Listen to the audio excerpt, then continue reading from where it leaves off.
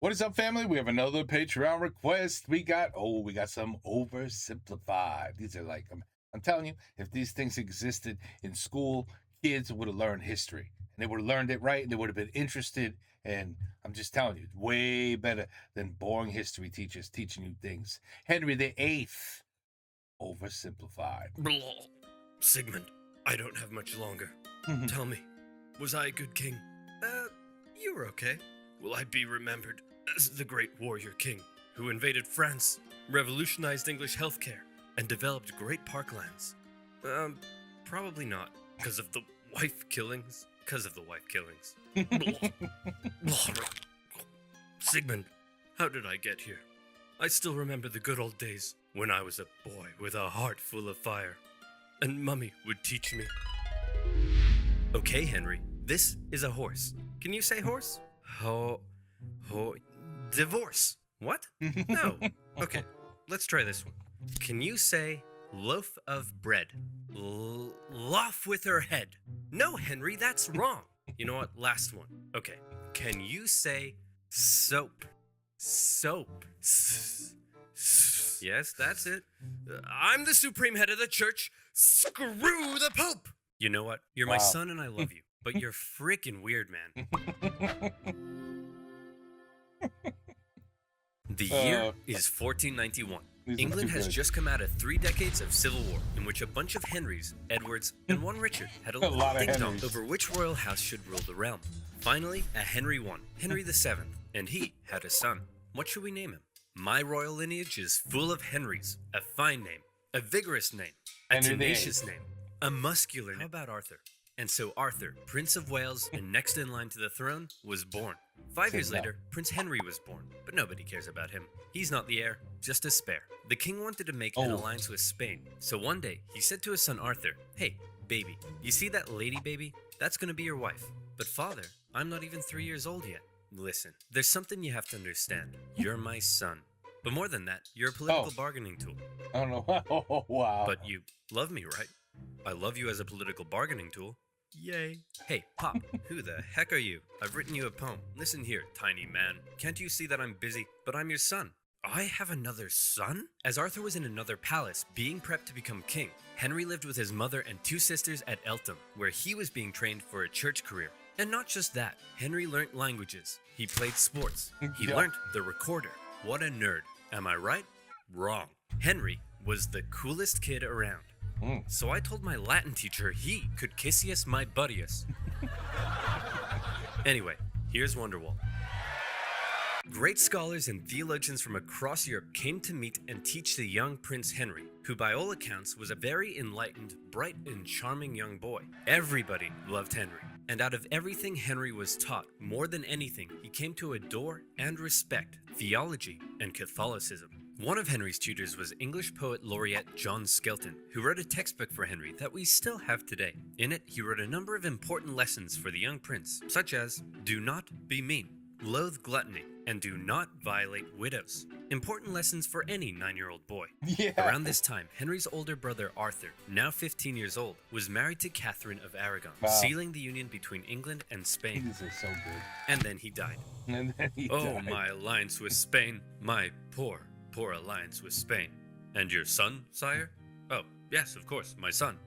But mostly my alliance with Spain. Hey, Pop, who the heck are you? Oh, yeah! And just like that, an unprepared Prince Henry was now the new heir to the throne. Crazy. And how about that alliance with Spain? Well, the solution was simple. Hey, boy, see that full-grown woman over there? That's gonna be your wife. What, my brother's widow? Yes. You're a freaking weirdo, man. Now, in the Bible, there's a verse that says marrying your brother's widow, that's a big no-no. So the king needed to convince the Pope and get his special permission. Hey, can I please have my son marry his brother's widow? Sure, why not? And so it was. Henry's life was turned on its head as he was moved to the royal court, next in line to the throne. But tragedy struck when just a few months later, his mother, with whom he was very close, suddenly died in childbirth. The loss of his mother almost certainly had a big effect on the young boy. In his older years, King Henry VII went on a bit of a paranoid trip. As was normal for a king at the time, Henry VII had to quell a number of rebellions, and as he aged, he became ever more suspicious of the nobility around him. To keep them in check, he began levying huge, ruinous fines left, right, and center. Dukes, bishops, barons, even his own mother.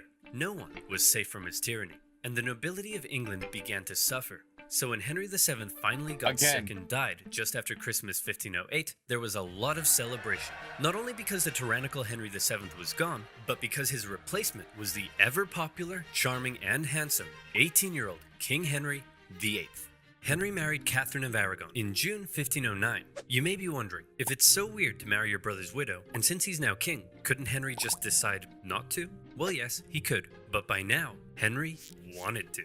The thing about Henry that was unlike many kings of the time was he married for love, and he had grown quite fond of Catherine, very fond. Historians say their marriage was unusually good, and so he was coronated king.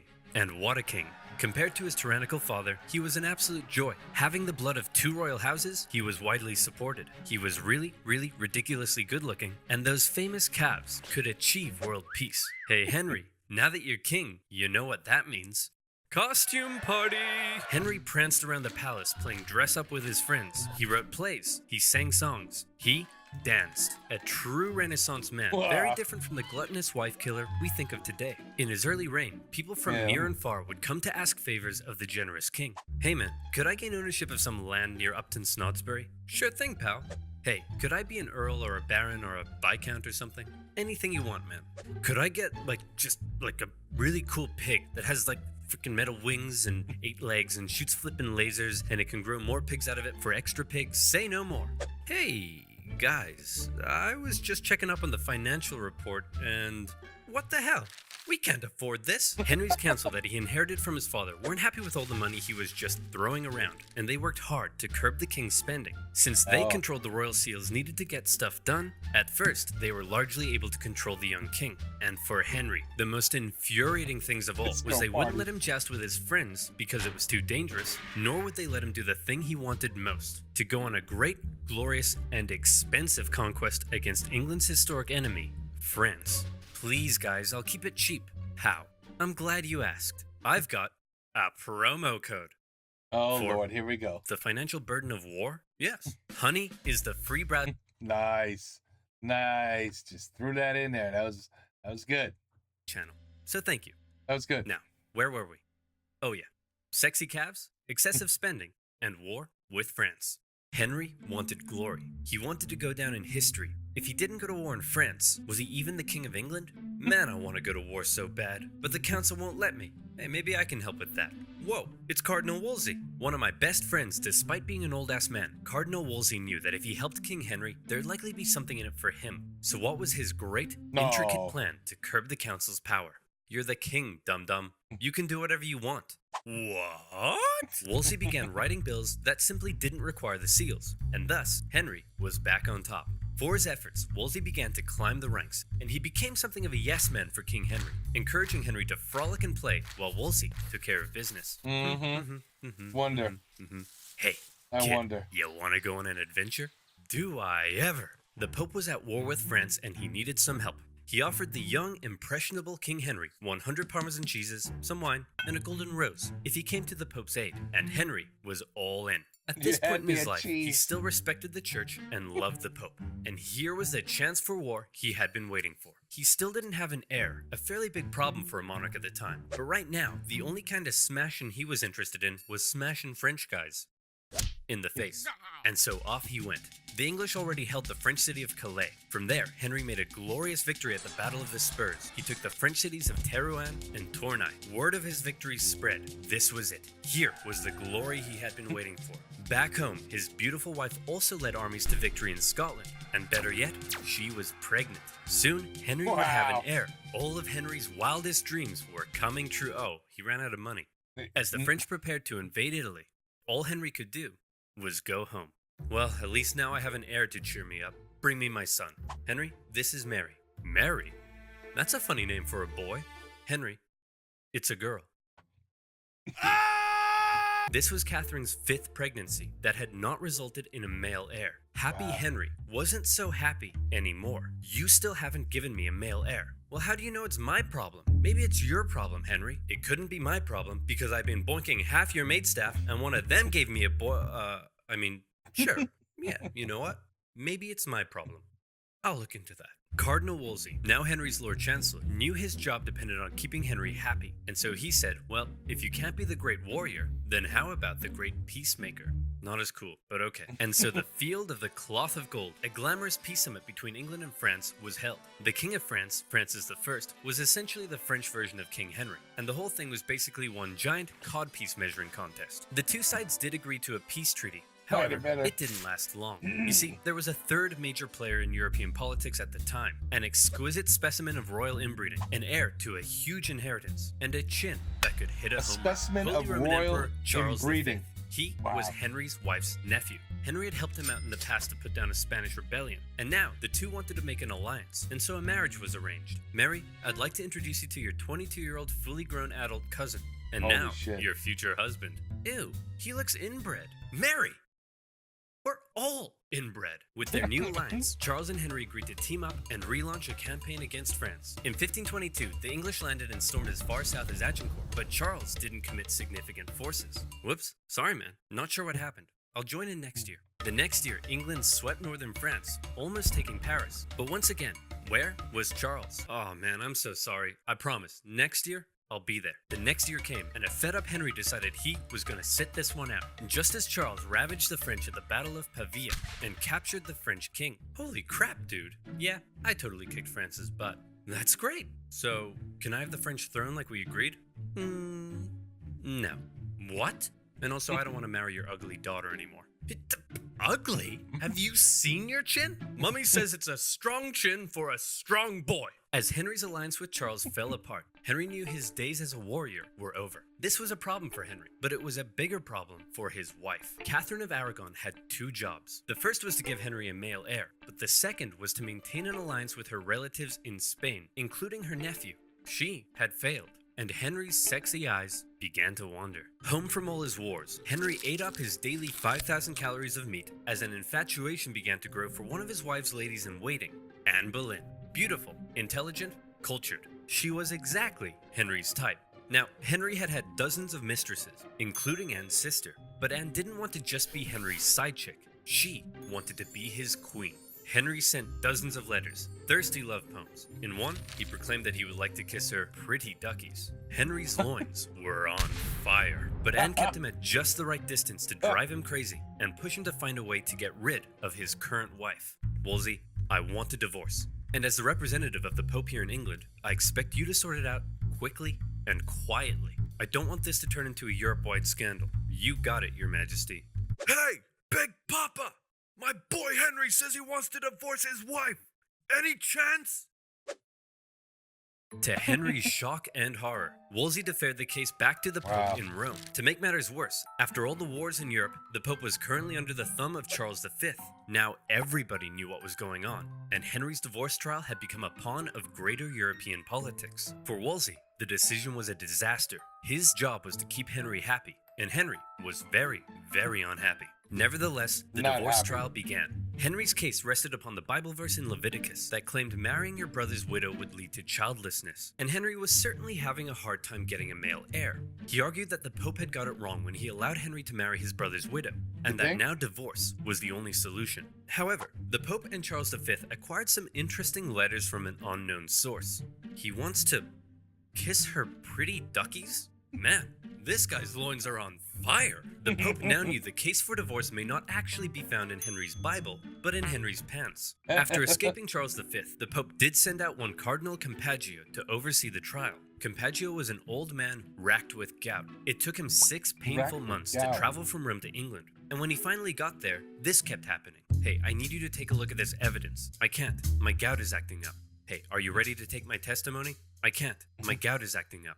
Hey, can you please make a decision? I can't. Your gout is acting up. My gout is acting up. Anne Boleyn, with her Protestant views in support of the Reformation, suspected the Pope was just delaying. For 2 whole years, the trial dragged on and on. Oh my God. And in the end, the Pope simply said, no divorce for you. Henry, the king that had previously defended the Pope militarily from France and intellectually from the reformist ideas of Martin Luther, who had once respected the Pope above all, now found the Pope standing between him and fourth base. Your Majesty, what will you do? I'm the king, dum-dum. I can do whatever I want. What? For his failure, Henry removed Wolsey from the court, a decision that was likely influenced by Anne Boleyn, who disliked the cardinal. Having fallen from grace and with potential charges of treason over his head, Wolsey died of illness a year later. Then, Henry set about removing England from the influence of the Pope. Hey, if you do that, I'll excommunicate you. Who cares, man? Oh no, apathy. My weakness. Henry gathered theologians and scholars together to help him make his case against the Pope. Together, they argued to the people of England that the Pope's rule over the church was basically a takeover of what had once been a self-governing, national English church. And if that sounds familiar, some historians do believe this moment may have laid the foundations for English Euroscepticism. That's right. Brexit may have been influenced by Henry's explosive loins. By and large, the people gave Henry their support. Who knew? And those that didn't were going to be in for a rough time. But for now, Henry assumed the role of supreme head of the English church, and his next divorce trial was a foregone conclusion. Catherine of Aragon was Aragon, and Anne Boleyn was in. Alright, I've upended the entire country to be with you, so you'd better give me a son, okay? Now, did you get my letter about the duckies? Having finally married the girl of his dreams, it was party time for Henry. And what a party. Life in the Tudor court was non-stop. Huge banquets, with each person eating on average 5,000 calories a day. And no vegetables. Those are for poor people. Rich people ate meat. And so you know what else is for rich people? Constipation. But don't let that stop the party. The toilets are communal.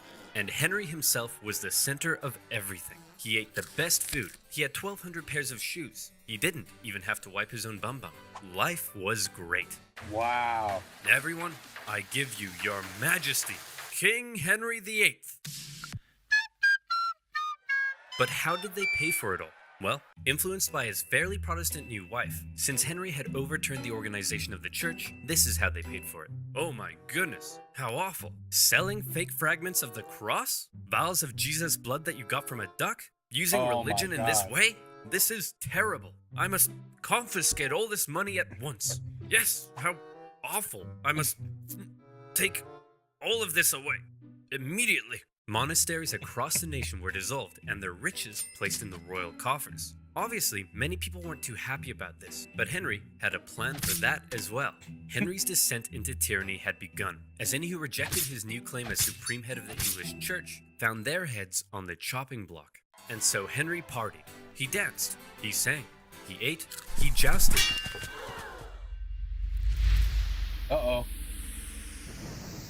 Be me. Love gluttony. Violate widows. In 1536, Henry fell from his horse in a jousting accident. Not for the first time, but certainly the heaviest fall he had taken yet. Some historians believe the brain damage caused by the incident may have violently accelerated Henry's descent into tyranny. Executions in England ramped up.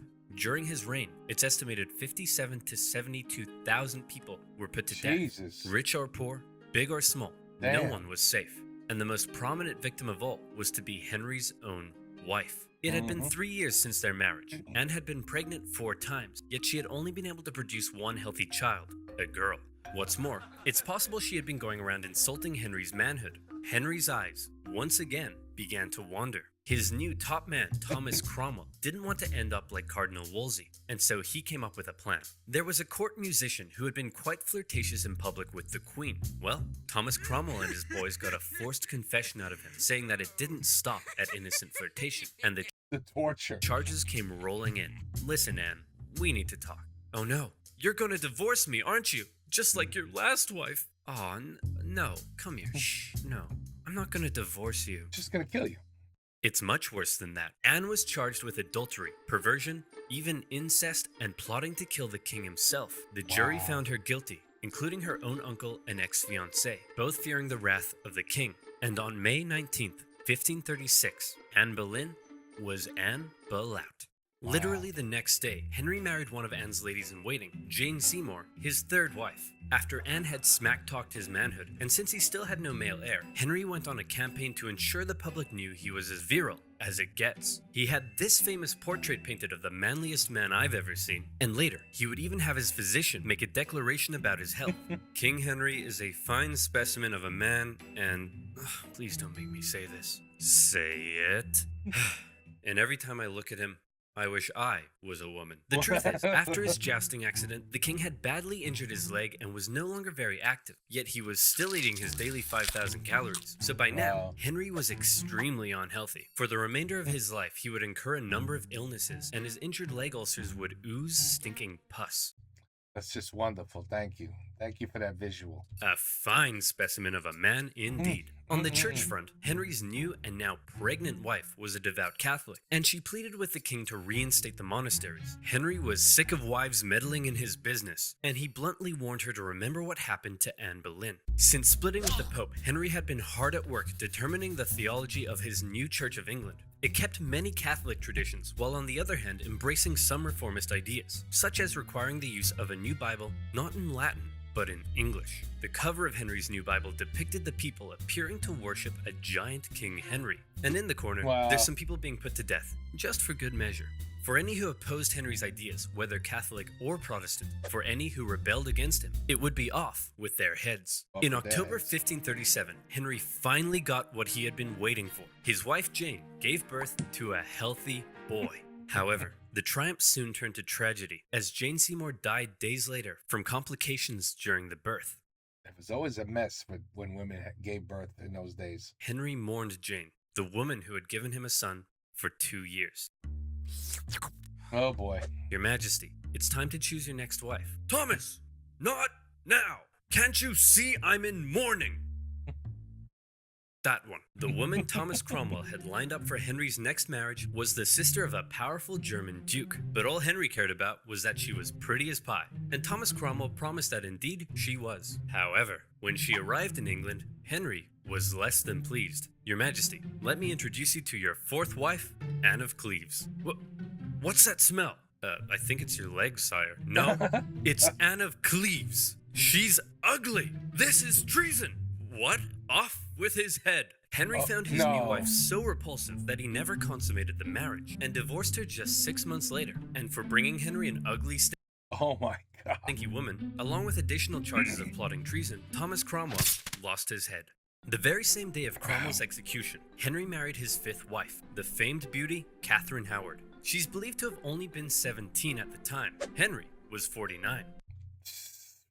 And like Anne of Cleves, Catherine Howard didn't last long. You see, for some reason, she may not have been entirely satisfied with her 49-year-old fine specimen of a man, and it's possible she engaged in a number of extramarital affairs, including one with her cousin, Thomas Culpeper. When Henry found out, he was devastated. How could she do this to me? But, sire, don't you have hundreds of mistresses? Shut up, Barry. That's not the point. Your Majesty, you're crying. I'm not crying. It's just that sometimes, when I get sad, Water comes out of my eyes. for her treason, Catherine Howard met the same fate as Anne Boleyn in 1542.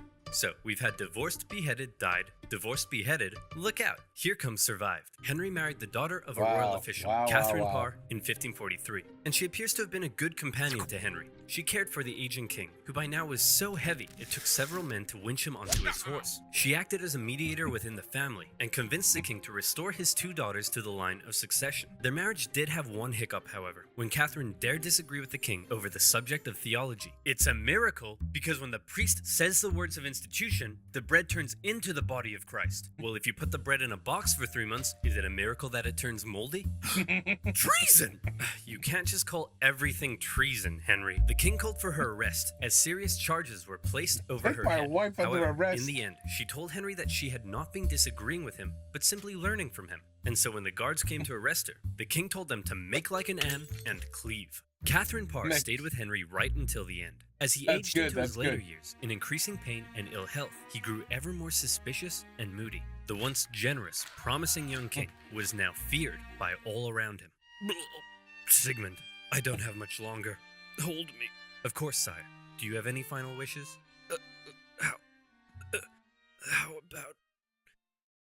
How about one last conquest in France? And so in 1544, Henry made for Calais. The pesky French had been supporting the Scottish in their ongoing wars with England, and they also owed Henry some money. So the extremely unhealthy king personally led a siege against the French city of Boulogne. The English dug tunnels under the castle, and on the 13th of September, the French surrendered. A glorious victory for Henry.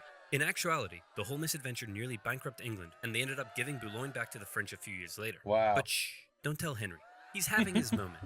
Finally, in 1547, a 55-year-old Henry, lapsing in and out of consciousness, passed away.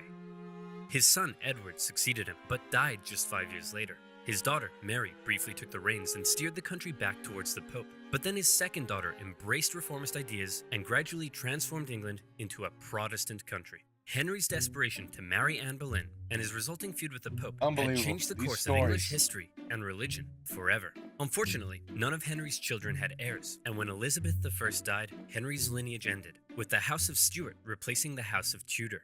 So then you might think, all that effort, a life filled with so much frustration, yet he never conquered France, he barely had a male heir, and his lineage died out. The egotistical man Henry grew sick and cruel, and then died. So why are we all so fascinated with King Henry VIII? I'm not. Why not Henry II or IV? Well, without mentioning the many important things his reign did achieve, one of his biggest goals was to go down in history, and you can put a big green check beside that one. Because everything he did and how he asserted his control and authority over everyone around him has come to be viewed as the epitome of the word king.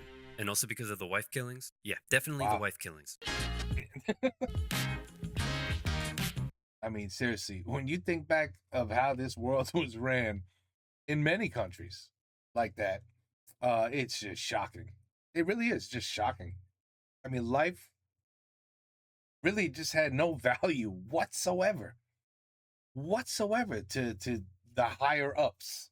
Like, it's just without even a thought, just like another day in the park, you know. Hey, by the way, behead that one, and that one, okay? Yeah, okay. Yeah, they said some shit, pissed me off. Yeah, get rid of them. You know, and that was just normal. It's just a normal day. But Henry VIII, yeah, I knew he killed a wife. I didn't know he killed several, to be honest. And I don't know. We'll see what the French people think about this story. Is it more or less accurate with what happened with France and everything?